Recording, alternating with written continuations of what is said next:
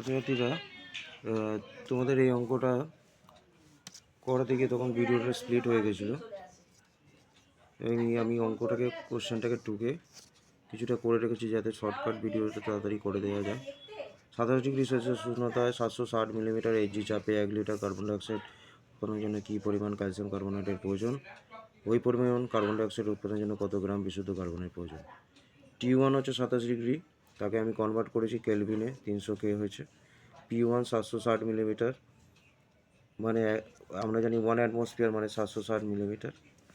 V1 হচ্ছে 1 litre, আর আর এর value হচ্ছে 0.082 litre atmosphere per mole per kelvin. আদর্শ গ্যাসের সমীকরণ PV = nRT। আমি এখানে number of mole of carbon dioxide বের করবো, তাহলে NCO2 হচ্ছে PV বাই RT।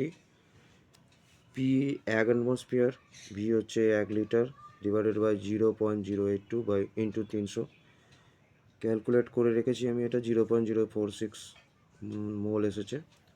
ক্যালসিয়াম কার্বনেটের সমীকরণ আমরা জানি, ক্যালসিয়াম কার্বনেটকে যদি তাপ দিই, যদি এখানে হিটের সিম্বল দিয়ে দিই, তাহলে হলো ক্যালসিয়াম অক্সাইড আর কার্বন ডাইঅক্সাইড হয়।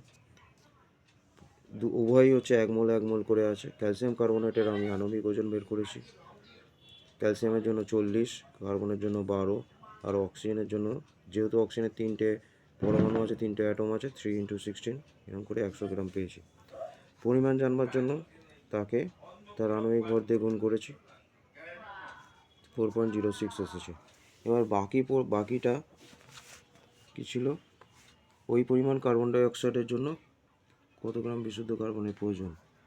C+O2 মিলিয়ে আমরা পাই CO2। এখানেও এটা 1 মোল পাওয়া যাচ্ছে, তার মানে হচ্ছে কার্বন কত আসছে?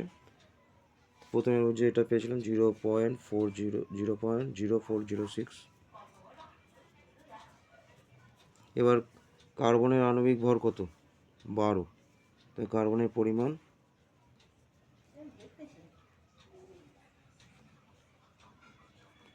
12 গুণ 0.0406।